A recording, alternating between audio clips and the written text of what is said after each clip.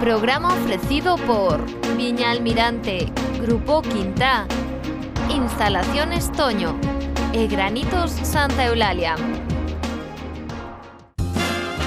O coidado esmerado dos nosos lendarios viñedos e as boas prácticas de viticultura aplicada fan posible o Pionero Macherato, un albariño saboroso e sorprendente, de cor amarela intensa, con reflexos dourados. Viña Almirante, unha adega clásica con alma vanguardista. Pensas nun novo proxecto para a túa vivenda? Non o dubides, en Granitos Santa Eulalia temos a solución para casas e edificios. Revestimento de fachada, renovación de interiores e traballos de arte en peches e balaustradas. Todo con materiais de primeira calidade que aportan beleza e comodidade. En Granitos Santa Eulalia facemos en pedra o teu fogar. ¿Quiere reducir sus costes energéticos? ¿Ha sufrido una avería? ¿Quiere un estudio de su caso a medida para su vivienda, oficina, comercio o industria? Necesita una empresa seria. Mantenimiento y reparación, nueva instalación y modernización, fontanería, calefacción. Contacte con un buen profesional y con gran experiencia. 630 445 945. Instalaciones Toño SL. Dende Galicia e para os 4 continentes, Extrugasa, a empresa líder en fabricación e acabado de perfilería de aluminio. Extrugasa fabrica e comercializa para a construcción, arquitectura e automoción perfis de aluminio con certificados de calidade internacionais. Extrugasa, moi cerca de ti. Grupo Quintá.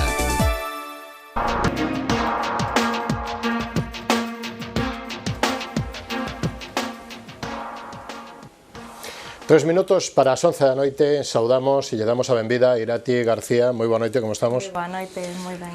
Como está? Que tal de festas? É vostede de moito de Nadal e destas cousas? No, realmente non. Realmente non. Son moi familiar, pero non é que lle teña especial apego a estas datas. Creo que non hai que buscar excusas para xuntarse coa familia e estar tamén cos amigos. Para iso sempre hai que facer tempo. Como está a Noia? E como está o Concello desde o punto de vista político, que nestes 2 anos, prácticamente 2 anos, que fará en xuño, pois hai 11 meses de legislatura que leva Santiago Freire, o actual alcalde do Partido Popular, e o resto, Miguel Paz, do Partido Socialista, o cal vostedes, xunto con Noia es independentes acoplados, pero que vostedes, digamos, que apoyaban. Sí, efectivamente, xunto coa Marea tamén, por certo. Pois a verdade é que o panorama está un pouco revolto, xa non só polo feito da propia moción de censura, senón porque consideramos que o mandato do señor Freire non está dando de sí todo o que eles prometeron e ademais percibimos que hai un uso moi partidario, moi publicitario do que son as outras administracións, as administracións amigas, como eles adoitan a denominalas, e creemos que isto é insultante para a cidadanía. As administracións teñen que tratar de atender sempre as necesidades dos cidadáns sen ter en conta a cor de quen este a gobernar. E a verdade é que está sendo un poquinho exagerado este trafego de conselleiros e demais políticos que se están a chegar á vila, que ata agora parece que Noia non lles interesaba tanto. Pero non levan proxectos? Levan proxectos? Levan moitas promesas, algún que outro proxecto, pero de momento non vemos que estea nada realizado, como por exemplo o tan cacareado proxecto que se va a realizar no Esteiro da Ría, que ten orzamentados 350.000 euros, é un proxecto que en teoría remataría no ano 2019, sen embargo para os anos 2018 e 2019 atopamos que non ten ningún orzamento. Levan meses prometendo o inicio da execución deste proxecto, sen embargo, aínda estamos agardando polo mesmo e esperamos que poida comezar canto antes e iso si, dándolle as maiores garantías aos mariscadores de que isto non vai causar picos de contaminación e que vai afectar aos bancos marisqueiros. Nos, ademais, pulamos porque haxa unha rexeneración dos bancos marisqueiros, que é o que non contempla este proxecto, Sí que é certo que os orzamentos da Xunta contemplan unha partida xenérica para recuperar zonas de produción, pero neste reparto de 2 millóns e pico de euros que son, entran todas as cofrarías, entón o reparto é insuficiente e se dedica pois á semente, á recuperación de areais, pero non vai ao fondo do problema que polo menos temos en Noia, que o de ter distintas zonas declaradas como zona C. E a retirada dos lodos, dos fangos que se van acumulando, lógicamente, por los depósitos que veñen a través do río, se están facendo? Non se están facendo? Isto é un... A retirada de momento non se comezou con ela. Ademais, hai outro problema. Onde está proxectado facer a retirada destes lodos, hai distintos emisarios que están vertendo directamente. Entón, pensamos que se está comezando a casa polo tellado, porque Noia ten en si un problema de saneamento, a rede de saneamento ainda é deficitaria, hai que seguir traballando nela, pero ademais non é o problema de Noia, senón... Para vostede non está rematada o saneamento do Concello? Non, ainda quedan. De feito, temos aquí no catálogo de obras e servizos moitas necesidades recollidas, que están recollidas no proxecto do Pexón, que son bombeos, colectores e demais, que son necesarios para acabar conectando a rede que hai nos distintos núcleos e que todo isto poida ser depurado. Pero xa digo, o problema non é só do Concello de Noia, senón do que baixa polo Tambre abaixo. Hai 22 concellos que están vertendo directamente, que tamén teñen unha rede de saneamento deficitaria, e nós pidemos ao Concello, a través dunha moción que presentamos hai uns meses, que se instara a Xunta pois a buscar algunha fórmula e que informar o Concello de Noia de como está esta rede, porque realmente existe un problema e a ría de Noia non pode soportar máis contaminación, porque está en risco de declararse zona C os bancos marisqueiros que a día de hoxe están productivos. Estamos falando de que...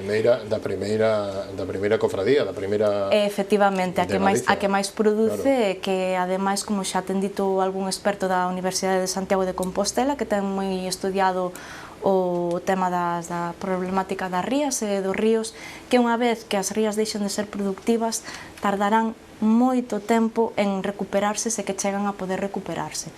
Entón, queremos poñer o acento sobre isto, porque igual podemos chegar a unha situación que sexa irreversible. Se leva moitos anos falando deste problema. Demasiados anos. En fin, máis problemas ou máis cuestións. Deixamos aquí algunha cuestión máis que engadir a este proxecto. Este é un proxecto que, lógicamente, que esta obra, aínda que non é competencia do Concello, digamos que o do saneamento do Esteiro e o da retirada de lodos, isto é de Portos de Galicia, que acaba de salir o presidente destes estudios, aínda que hoxe veu por turismo náutico, por a feira de Fitur, que é moi importante, pero que vamos, é o ente, os dous entes, que son Costas do Estado e Portos de Galicia, os que están facendo esta obra. Bueno, de momento o único proxecto que está realmente con visos de ter inicio en próximas datas, esperamos, sería o proxecto de Portos. Sen embargo, de Costas ten un proceso de licitación, de momento parece que está aí paralizado. Sí, de momento, nós, alo menos, como BNG, non temos máis información. O Concello ten máis información ou solicitaron recientemente? Teremos que preguntar no vindeiro pleno ou na comisión correspondente, porque, se non lembro mal, o último anuncio publicado en relación ao proceso de licitación do proxecto de Costas databa do mes de novembro, e vemos que isto está un pouco parado tamén pola situación de inestabilidade que hai dentro do propio goberno do Estado español. Pero, dende logo, non é este o único problema que atinxe a Noia. Tamén temos un problema coa auga potable. Este vai ser outro exemplo máis de política partidaria. Noia leva moitos anos tendo problemas coa potabilidade da auga, nomeadamente tamén nos días de choiva. Sen embargo, ata agora Augas de Galicia non se preocupou deste problema, e agora vende a asinar un convenio nos meses anteriores co Concello de Noia, se non lembro mal, por un importe de uns 600.000 euros. Como xa ten denunciado o BNG, a maior parte dos convenios que ten asinados Augas de Galiza nos últimos meses é na súa mirande parte con concellos do PP, e a auga é algo co que non se pode andar a xogar de xeito tan partidista, porque os veciños de Noia xa estamos un poquinho fartos de abrir a villa nos días de chuvia e que veña chea de terra e que sexa, vamos, inutilizable. Que non se pode usar. Efectivamente.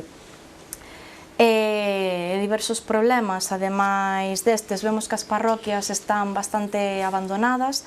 Vimos de facer unha proposta para os orzamentos no que pedimos que se trate de corrixir este desequilibrio, porque eles son veciños que están a pagar os servizos como os demais, como os que facemos na zona máis céntrica, sen embargo están a ter unha carencia nos puntos de luz, de limpeza viaria e demais.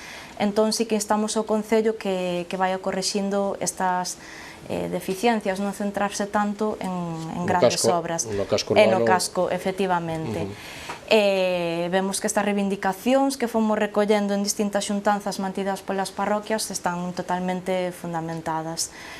Ademais, tamén imos insistir en que sigan a liña do social que se ven marcando no mandato do 2011-2015, no que tivo participación o BNG, no que as partidas referentes a entidades sociais, emerxencias sociais, axudas á educación se viron incrementadas, en algún caso recoñecidas, e non imos aceptar que haxa unha renuncia ou unha reducción a calquera destas partidas.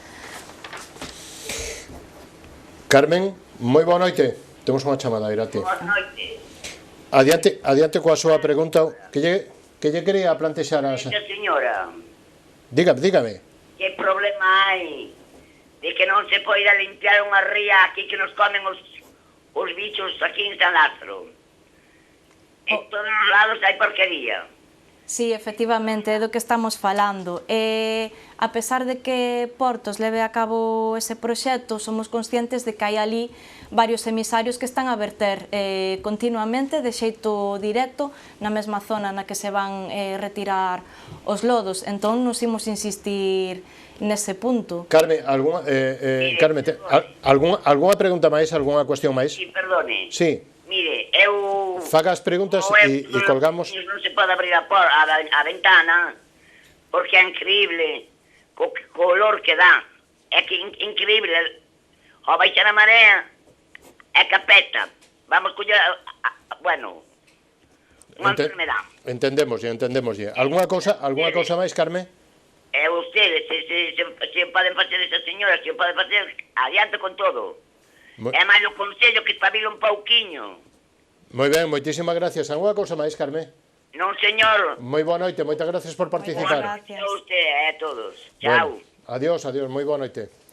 Escoita a resposta, non quero dicir que vostede non continúe ca resposta, incluso dos malos olores ou cando baixa a marea, efectivamente, que os fangos... é causa directa destas verteduras directas que se están a realizar, e ademais algunhas veces de algunhas sustancias que eu non son capaz de identificar. Entón, parece un pouco extraño que non tratemos de corrixir isto antes. Eu non digo que non se teñan que limpar os lodos, ni moito menos, porque evidentemente é necesario corrixir esa colmatación, pero é necesario acadar por fin o saneamento integral, senón non imos dar resolto o problema. Evidentemente nesa zona, cando baixa a marea, a pestilencia é máis que evidente. Como dixo ela, mosquitos, para os veciños que están cerca, que viven cerca, pues son unhas molestias. É bastante desagradable, unha pena, porque será unha zona moi bonita de paseo, pero claro, non só temos que alegrar a vista, senón que temos que facer un cuidado serio do noso medio ambiente. Que pode dicir ou que pode valorar na recuperación da fachada da fachada marítima ou da fachada hacia o mar de Noia e da cidade? Cal é a xestión que está facendo esta corporación? A ver, as xestións, o señor Freire adoita a anunciar moitas xestións perante distintos organismos. De momento, arranxos que tivera feito para decentar un pouco a vila viñan sendo proxectos relacionados directamente co mandato anterior, como foi, por exemplo, o empedrado o enlosado, perdón, da Alameda, que era un proxecto do ano 2011-2015. O mesmo co edificio do casino, que ten agora unha dotación por parte do GALP duns 800.000 euros. Eles no seu momento estiveron en contra da compra deste inmoble, sen embargo, agora queren facer a sede central da celebración do 850 centenario da Vila de Noia. Curiosamente, parece que o que se veu facendo en mandatos anteriores non foi de todo inútil. E con respecto á recuperación da fachada marítima, nos imos seguir insistindo no mesmo. É necesario acadar o saneamento, non ten sentido estar retirando lodos nunha zona na que temos os emisarios vertendo na mesma medida en que se vai recollendo. Parécenos unha incoherencia, hai que empezar polo principio que volvo a insistir, rematar co saneamento. Antes da chamada de doña Carmen, estaba falando vostede e estaba criticando os servicios sociais. Me gustaría que aclarara un pouquiño máis, que polo menos a mí non me quedou demasiado claro, se hai moito recorte e onde se están producindo ou como se están prestando eses servicios sociais. No, realmente recorte agora nos servicios sociais non se veu realizando directamente por parte do Concello, nomeadamente porque estamos cun orzamento prorrogado do ano 2015, que foi o que se estivo executando durante a anualidade do 2016.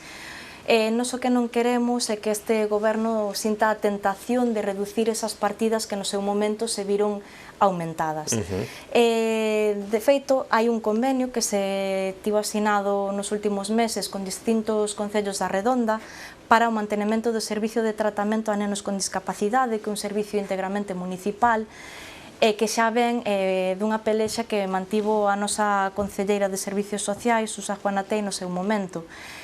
Non queremos, como veño dicindo, que este Concello teña a tentación de agora reducir a partida municipal porque vai haber unha chega dos outros concellos que teñen usuarios neste servizo. Precisamente este convenio tense levado a cabo, pensamos nós, para a mellora do servizo, non só o seu mantenimento, senón a mellora do mesmo. Tamén se viñeron realizando no mandato pasado incrementos nas partidas a entidades sociais como a Creva, que é unha entidade que fai un labor, a verdade, que encomiable con respecto á saúde mental, e creemos que incluso deberían, se cabe a posibilidade de ser incrementadas, porque moitas veces son os propios traballadores os que están a sufrir os recortes polo ben dos propios usuarios. Eles fan ese sacrificio persoal que a verdade é moi de valorar, pero que non deberían ter que facelo. Para iso está a administración pública, que debería ser a que supla esas carencias en vez de seguir na liña de recortes que ven realizando a Xunta. Actualizamos outros temas importantes. En que punto se atopa o Pexón? O Pexón, de momento, atópase, está xa remitido á Xunta dende hai uns meses, sen embargo, parece que nos teñen feito distintos requerimentos de documentación e de momento estamos á espera de que se dea xa a súa aprobación definitiva. Unha vez que se dé a súa aprobación definitiva, poderase xa dar resposta a distintas demandas que son bastante urxentes, como ven sendo o do segundo acceso á zona da Barquiña, que é un acceso moi problemático. De feito, nestes días pasados houve un atropelo nesa zona. É unha demanda reiterada xa por parte dos veciños, unha demanda máis que xustificada, é algo que temos recoñecido todos os grupos, e o Pexón darános a oportunidade de darlle resposta dunha vez por todas, e como ese outros tantos problemas. Capítulo económico, emprego, comercio, industria, turismo, que se está facendo, que hai que facer? A ver, como sabemos, a economía de Noia ten moita dependencia de como vai a campaña no sector marisqueiro. De feito, os peches da toxina, como saíron diferentes informacións, viña causando diariamente unhas perdas económicas moi importantes no eido do comercio. Entón, están íntimamente ligadas. É inevitable vencellar o comercio coa campaña marisqueira. Neste sentido, nos queremos poñer o punto, incidir no apoio ao sector marisqueiro, e incluso nos fixemos unha proposta de emenda aos orzamentos da Xunta para que se habilite un mecanismo de seguros para que cando se dean os peches administrativos por toxina os propios mariscadores si poidan chegar a fin de mes. Ter algunha compensación? Efectivamente, porque os peches deste ano, pois, como nos trasladaban eles mesmos, causaban situacións de que pago seguro e casi non dou chegado a fin de mes. É unha situación dramática xa non só para eles, senón que ten un efecto directo na economía non só da Vila de Noia, senón de toda a comarca, porque estamos falando de máis de 1.500 mariscadores e mariscadoras. E as accións desde o punto de vista de turismo, conservación, medio ambiente, praias, limpeza, bonitismo, que hai que recuperar. Con respecto ás praias, darlle un tirón de orellas aquí a Portos, o señor Durán que veu falar, nomeou as bandeiras azuis. Sen embargo, no areal máis importante da zona de Noia, que é o de Testal, vimos de ter un suspenso da Unión Europea pola calidade das augas para o baño, intimamente relacionado, como todos sabemos, coa deficiencia na rede de saneamento. Ademais, con respecto ao turismo, non se aproveitaron determinadas axudas da Diputación para contratar a persoal que puidera estar, por exemplo, no Museo das Laudas Gremiais, que temos aí unha riqueza inmensa que penso que non estamos sabendo explotar debidamente. Outra das instalacións que temos en Noia, que ten numerosas visitas, a verdade que é unha cantidade inxente de visitas, é o Museo do Mar de Noia. Parece que ese proxecto non se dá levado adiante, o goberno de Freire ten prometido xa anteriormente que a licitación xa estaría realizada para final de ano, xa comezou o ano 2017, ainda estamos agardando. Están agardando tamén porque o GALP poida facer unha aportación para a construcción dun novo Museo do Mar, pero pensamos que xa non podemos estar agardando máis. Nos por iso pedimos que neste orzamento do ano 2017 garantan unha partida por se dera o caso de que o GALP non habilitara fondos para poder realizar a súa construcción, porque a verdade, o labor que está facendo a asociación que a dirixe é incrible. O número de persoas que visitan ese museo non ten parangón, creo eu, con ningún outro museo da zona. Temos que poñer iso en valor, porque ao traer tanta xente, pois tamén se pode aproveitar para pular polo comercio e por outras cousas que temos no pobo dignas de valorar, como por exemplo o Museo das Laudas, pero para iso é preciso tamén contar con persoal. Entón, non hai que desaproveitar a oportunidade das axudas que pon a nosa disposición a Diputación para a contratación de persoal especializado. E como son esas relacións entre a Diputación, que digamos que non sería tan amiga como a Xunta, e que presenta este Plan Plus dos concellos? Pois a ver, a verdade é que este goberno bipartito de PSOE-BNG ten unha atitude moi diferente do que viña tendo o Partido Popular na Diputación.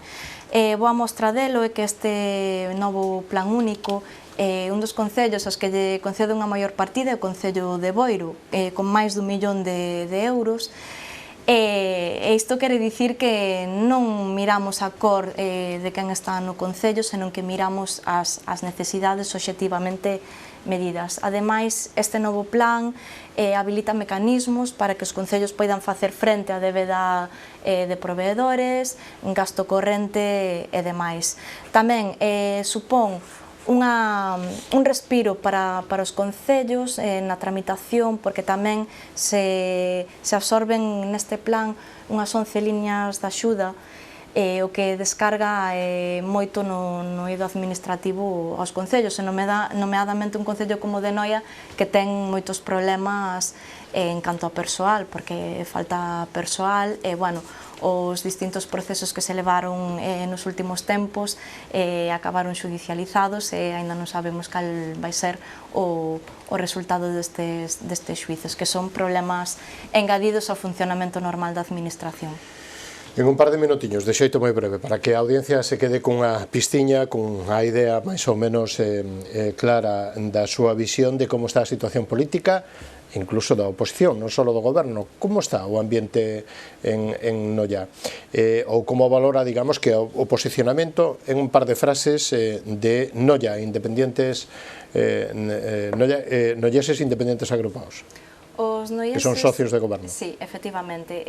Creo que teñen unha posición un tanto hipócrita, diría eu, porque veñen de participar no mandato anterior e parece que non se sinten responsables da xestión anterior, nin se sinten ligados con esa xestión da que viñeron participando.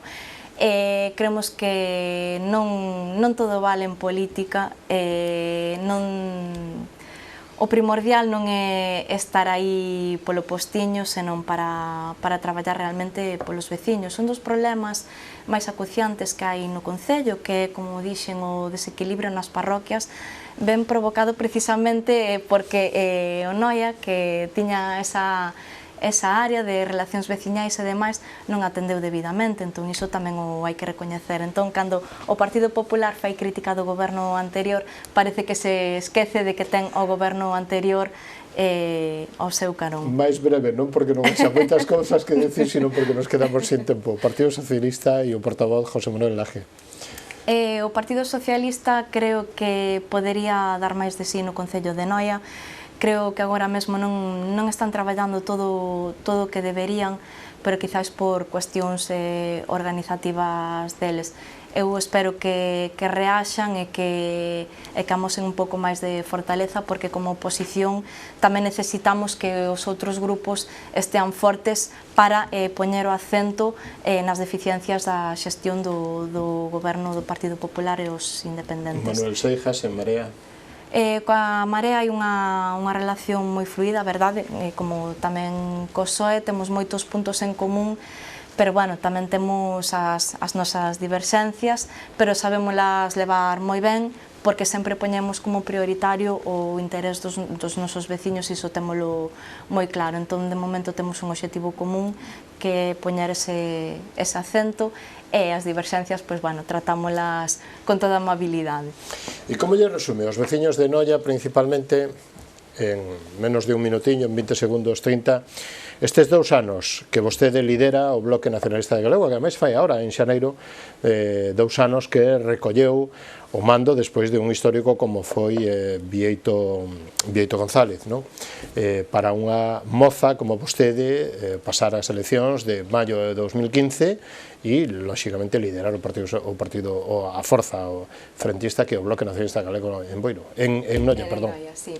Pois a verdade é que foi un auténtico reto. O comezo non foi nada doado, pero a verdade é que ir traballando cos veciños, ir falando con eles cara a cara, creo que me axudou moito a min a medrar, pero tamén me dou a oportunidade a min, os meus compañeiros, de fortalecer o grupo de traballo, de facer un traballo moi enfocado ás necesidades dos nosos veciños, que ao fin e ao cabo é do que se trata. Si quixera animar a xente a participar un pouco destas asambleas abertas que facemos, porque ao final o proxecto do BNG faise con todos e todas, e nós o que queremos é ser a voz dos veciños, non a voz do partido. En 20 segundos, ten vostede para dicir o que vostede quere ou que eu non lle preguntei. Pois eu poría o acento no que viña dicindo agora, en que a xente se anime a participar do noso proxecto. Creo que temos un proxecto moi bo que paga a pena levar adiante, e iso, as portas da Casa Nacionalista, tanto en Noia como nos outros lugares, está aberta para todo o mundo. Nos seguiremos facendo esa achega ás parroquias, pero tamén quero que saiban que estamos aí para todo o que precisen. Irati García, portavoz do BNG e líder no BNG no Concello de Noia, foi un placer contar con vostede nesta edición de Pleno Aberto. Igualmente, moitas gracias. Hasta unha vindeira ocasión, moitas gracias, boa noite e moita sorte. Moitas gracias. Nos vamos a publicidade, 24 minutos das 11 da noite, nos vamos a publicidade de mandos copatrocinadores, volvemos en un instantiño e recibimos e compartimos o análisis con Marta Giraldez, portavoz do Partido Socialista no Concello de Meis. Non o perdan hasta ahora mesmo.